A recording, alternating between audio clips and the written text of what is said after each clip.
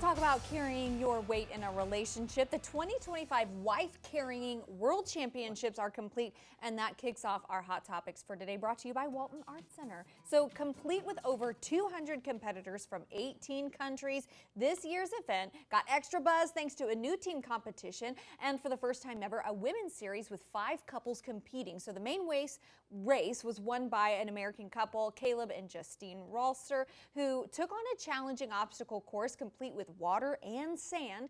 Now, while Caleb carried Justine every step of the way, Caleb said, quote, "She did a great job. We went underwater and she didn't panic, so we're happy." So talk about teamwork. Listen, I would panic under the water. I'm panicking just watching this thing. Yeah, no. I mean, I think I could be carried. I'm pretty small, but I'm a good backpack. Look at that. I know. I don't want to be upside down. And the fact that they're upside down too, I wonder if that's kind of some of the rules of the competition. Yeah, right? I don't want to do that part. Or if it just makes it easier. Yeah. Maybe, because you got to go into the water too. What if you get your head hit? Oh man, so many questions. And the arguments that would spew, like, stop running like that. Yes, we've got to change your running technique before we do this again next year. Dune fans, you can rejoice. The next chapter officially has its title. That's right. Are you tickled? Yes, I'm so tickled. The title has been revealed. Don't get too excited. It's just called Dune Part 3. Shut up. Did you think we were going to get more excited than that? Oh, my word. It was originally titled Dune Messiah, taking its name after the 3rd book in Frank Herbert's beloved book series. The director does confirm that his sequel will pick up where Part 2 left off, following Paul Atreides, played by Timothée Chalamet, as he navigates the Empire, the Rebellion, and Destiny, with Zendaya and Jason Momoa back in the mix. Oh. While not shot entirely in IMAX, expect some epic IMAX sequences to elevate the on-screen spectacle. The director says this won't just wrap a trilogy, it'll deliver a distinct, darker story with its own identity. So mark your calendars, Dune fans, for Dune Part 3 is going to hit theaters December 18th, 2026. I see some other familiar faces in it. Florence Pugh. Yeah, there's going to be several. That's cool. Several people bringing back for this one, so it'll be great. I've never seen Dune. I need to get on. You got to get on board. Yeah.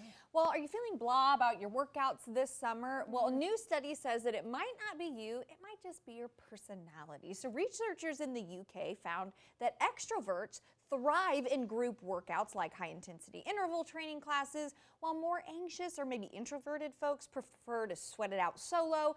And get this, only the more private exercisers actually saw a drop in stress levels. So I don't know, if you're stuck in a slump, maybe mix it up and try a workout that fits your vibes. Yeah. You know, I can see that. It makes sense. Totally makes sense. And we're going to ask Betsy a little bit later on. We have our Wellness Wednesday. That's a good idea. What she thinks about this. Yeah. This has been big news recently. A major change coming to airport security checkpoints, and it involves our shoes. So that's right. A senior government official says that the TSA is testing a new program at select airports that would allow passengers to keep their shoes on during screening.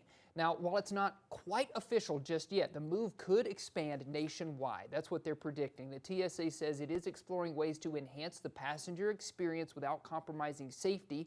But for now, travelers should still plan on removing your shoes unless you're part of that TSA pre-check program, which I know we have a workshop going on this week at the Fort Smith Airport to get you certified for TSA pre-check. But this is a big move coming. Yeah. It seems like a long time coming, I but agree. still. I hated taking I'm TSA pre-check. But at the Pensacola Airport, going through regular security, you didn't have to take your shoes off. So I guess it's hit some, but it hit some airports. Yeah, I don't want to put my feet on. Kind of icky, isn't it? Ew, it's gross. Yeah.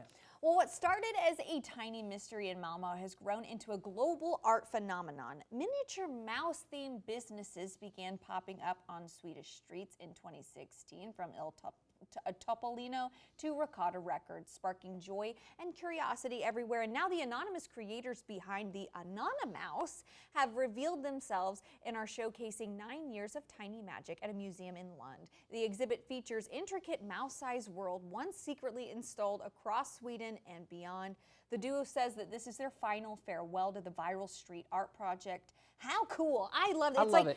It's like the Banksy of Yes, mouse it's totally art. the Banksy of mouse art, and it kind of popped up here and there, and now they've curated it into one exhibition. But it's really cool. It's cool. It's very charming. Very charming. Yeah. So here's something also charming. Fashion got futuristic in Paris as designer Iris Van Herpen wowed the crowd at Couture Week with a collection that looked more science fiction than runway. So The designer is known for using everything from banana leaves to 3D printed polymers. Van Herpen's latest show features gowns that looked like they were spun from thin air, literally. The highlight was a glowing living dress lit up with bioluminescent algae that shimmered like something out of the deep sea. Whoa. So she even unveiled a biodegradable wedding gown made from lab-grown bioprotein. Talk about fashion forward and planet friendly. This was really fun to see. Look, I mean, just stunning. That looks like it's underwater. Right, You know all what these I mean? creations. It's very absolutely. fascinating, even if you're not into fashion, right? Because you're not going to wear that on the streets, Right. right? But it's still cool and Cool to visually see. stunning. Look at it, yeah, for sure.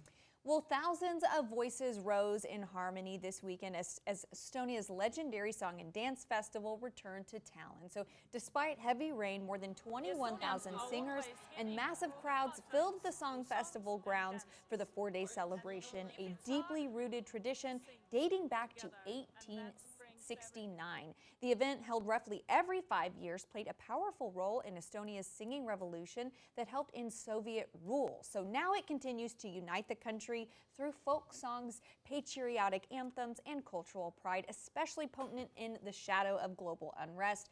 A true sound of resilience and unity from a nation of just 1.3 million. Man, so many things I just learned. I didn't know the nation was that small, 1.3 million. No clue, had no clue. And it looks like most of them turned out for this cultural choir singing Right? thing. There was a lot of people there, even in spite of the weather. In spite of the weather. Obviously, they're battling conditions. Yeah. But man, really cool to see. Yeah, I love it. very cool. Sticking with sort of a music theme here, going more pop music though, Gloria Gaynor is proving she's not just surviving, she's thriving, Mac.